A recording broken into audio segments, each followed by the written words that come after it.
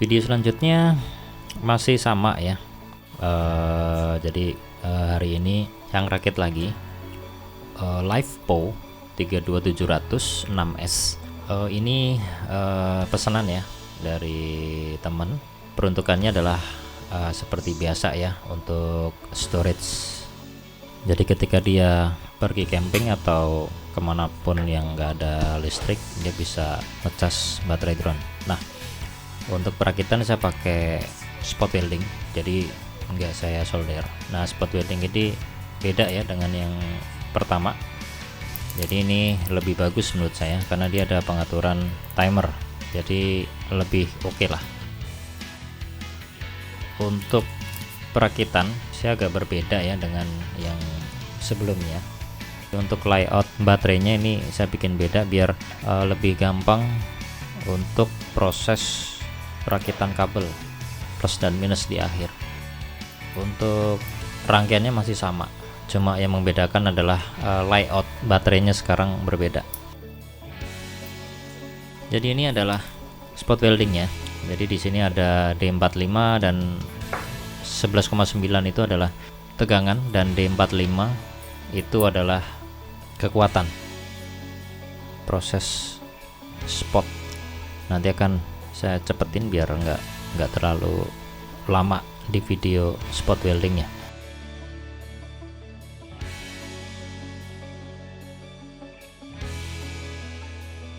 Informasi ya, jadi untuk kawat nikelnya itu ukuran 0,1 mili untuk ketebalan, dan lebarnya kira-kira 6 mili. Dan pakai spot welding ini dia mampu ya untuk nempelin nikel ukuran 0,1 mili dan lebar 6 mili. Untuk settingan spot weldingnya itu saya pakai di kekuatan 45 itu maksudnya 45% atau di 50% dengan baterai input itu 3S atau 12 volt. Jadi alat spot welding ini dia hanya bisa maksimal di tegangan 14 volt. Untuk ampere dia bisa 100 ampere. Jadi ketika teman-teman mau pakai alat ini, pastikan untuk tegangan tidak di atas 14 volt, karena kemarin punya ini adalah pembelian yang kedua ya, karena yang pertama ketika saya beli saya nggak melihat ya speknya, jadi saya pakai pada waktu itu saya kasih 16 volt dan alhasil spot weldingnya rusak walaupun ampernya kecil. Jadi tegangan itu lebih berbahaya daripada ampere itu ya teman-teman ya.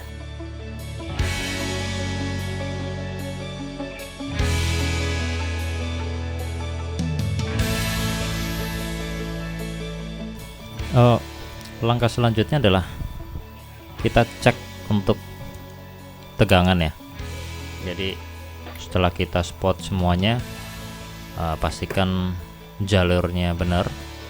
Nah, kita cek untuk tegangan. Nah, ini udah keluar ya 20 volt karena ini memang belum full ya. Jadi untuk per sel tadi saya cek ya, kira-kira untuk satu baterai itu di 3,3, ada yang 3,2 volt. Nah, ini udah semuanya. Ada yang berbeda di perakitan kali ini.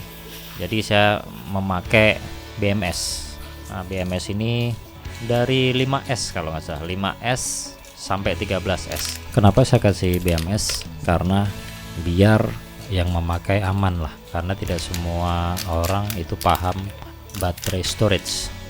Jadi kalau ada BMS udah otomatis dia akan cut off ketika ada satu sel atau dua sel baterai yang udah di bawah minimum. Untuk LivePo dia akan berhenti atau cut off di 2,5 volt.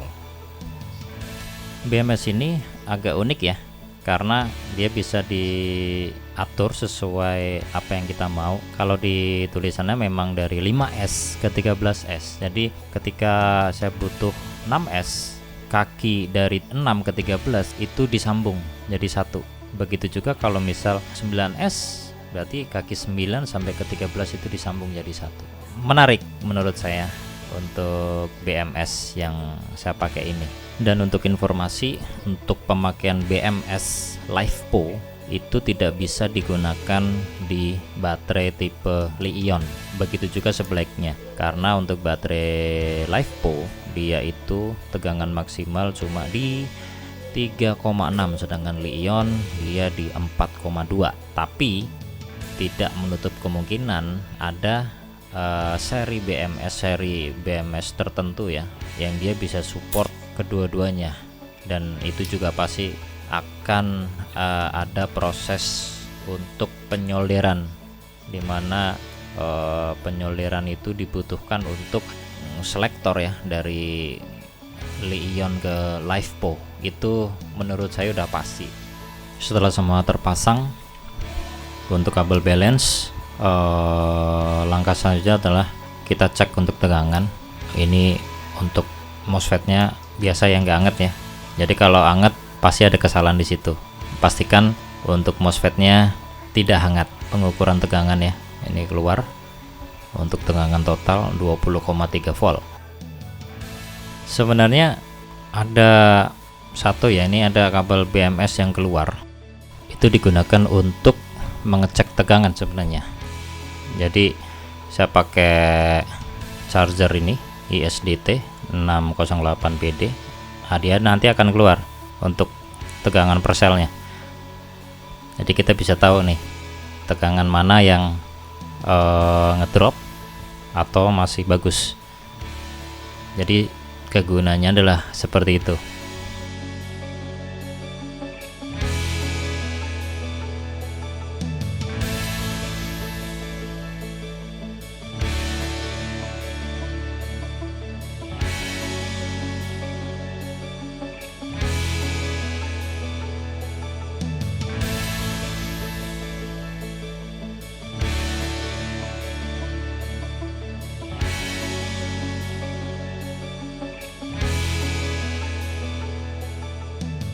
Untuk membungkus saya pakai PVC wrap ukuran 16, di warnanya biru, ada hitam